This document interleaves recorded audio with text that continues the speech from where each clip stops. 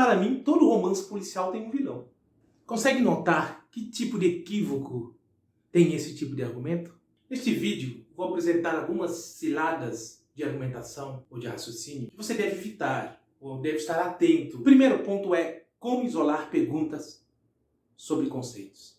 Nenhuma pergunta sobre conceitos, na verdade, vem, ou quase nunca vem, de forma pura. Por exemplo, o que é o direito? Claro, esta é uma pergunta especificamente sobre conceitos, puramente sobre conceito, o conceito de direito. Mas na maior parte das vezes, não é assim que acontece. Na maioria das vezes, a questão é complexa e nos exige participar de diversos jogos diferentes. Na maior parte das vezes, as perguntas são mistas, incluindo conceitos, fatos e valores. Se você não assistiu ainda o vídeo sobre conceitos, fatos e juízo de valor, assiste aí. Os menores infratores devem ser encarcerados? Essa pergunta envolve conceito de menor infrator, o conceito de encarceramento. E ainda, também tem uma questão factual, que é conhecer que tipo, categoria, que grupo de adolescentes normalmente são classificados como menores infratores. Mas também é uma pergunta que pede para você emitir um juízo de valor. Devem ou não ser encarcerados? Então, nota o conceito de menor infrator, o conceito de encarceramento e o juízo de valor. Uma opinião sua, se você acha se devem ou não devem ser encarcerados. Temos que tomar cuidado também com o perigo dos conceitos abstratos. Justiça, amor e verdade. Consegue notar o que essas três palavras têm em comum? São palavras que envolvem conceitos abstratos e nós temos que ter cuidado ao lidar com elas. O grande problema é querer transformá-los em objetos concretos. Então, falar de a justiça, a verdade, o amor, como se fosse uma coisa única, real, individualizada. Este é o tipo de equívoco que muitos analistas econômicos costumam cometer diariamente quando falam do mercado. O mercado quer isto, o mercado não quer aquilo. Como se o mercado fosse uma realidade concreta e individualizada, quando na verdade é um conceito abstrato. Como diz John Wilson em Pensar com Conceitos, a crença em objetos abstratos é uma tentação universal. Ficamos tentados a lidar com essas palavras que envolvem conceitos abstratos como se fossem objetos, fossem coisas concretas, como se significasse uma realidade individualizada e colocada ali. Coisificamos-as. E este é o problema. Também às vezes tem perguntas que já trazem implicações. Se a natureza é tão organizada, não é porque Deus existe? Nota que essa pergunta tem algumas implicações. A primeira implicação é que a natureza é organizada.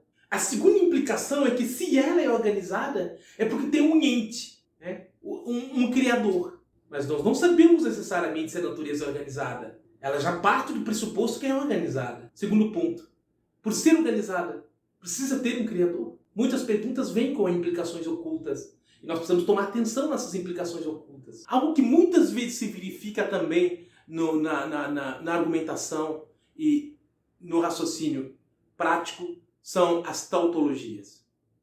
Lembra quando eu falava dos romances policiais? Quando digo que para mim todo romance policial tem um vilão, significa que estou fazendo uso de tautologia. Estou reduzindo a minha afirmação a um modo que de qualquer forma ela está correta. Quer dizer, todo romance policial tem que ter um vilão. Então para mim não tem hipótese nenhuma. Se não tem vilão, ele não é romance policial. Não há como falhar num tipo de argumentação desse tipo. Não há como falhar num argumento desse tipo. Mas é uma tautologia que não permite ir a lugar nenhum. Por exemplo, alguém diz, todo juiz é honesto. Você traz um exemplo concreto e diz, não, mas fulano de tal é juiz, mas foi peitado. E logo você responde, não, se não é honesto é porque não é juiz. Para mim todo juiz é honesto. Se esse não é honesto, não é juiz. É uma tautologia. Está reduzindo a afirmação a somente uma parcela verdadeira e só fica nisso. Um outro problema é o chamado pensamento mágico. Por exemplo, as coisas obedecem às leis da natureza. Quando eu digo que as coisas obedecem às leis da natureza, eu preciso tomar atenção de que, na verdade, estou fazendo uso da metáfora. Somente metaforicamente as coisas obedecem às leis da natureza. Porque, de fato, não podemos assumir que as coisas têm vontade. E que a natureza tem a vontade de estabelecer leis e de que as coisas também se submetem a essa vontade. Esse é um erro que se comete muito quando tratamos com questões de natureza. Quando digo, por exemplo, a lei da gravidade fez a pedra cair. A lei da gravidade não faz a pedra cair, a pedra cai. Por final, é importante que a gente se atente à diferença entre o significado de uma palavra e conceito de um objeto. Claro, são apenas uma possibilidade de explicação. Existem também outras formas de tratar essa questão. Mas para nós, quando a gente fala em significado de uma palavra e conceito de um objeto, então o significado acaba se referindo aos elementos significativos que aquela palavra tem em diversos usos, que a tornam, claro, compreensível dentro de um âmbito. E todos concordam com aquele significado conforme o uso. Quando eu digo cãozinho, é cão pequeno, pequeno cão, filhote de cão. Já o conceito nos remonta a uma concepção do objeto ou da entidade conforme o tempo, conforme grupo de pessoas, conforme o lugar. Por exemplo, baleia e peixe. Posso falar do conceito de peixe para os biólogos. E para os biólogos, baleia não entra no conceito de peixe porque baleia é mamífero. Mas num contexto mais corriqueiro, por exemplo, uma conversa entre pescadores, o conceito de peixe pode englobar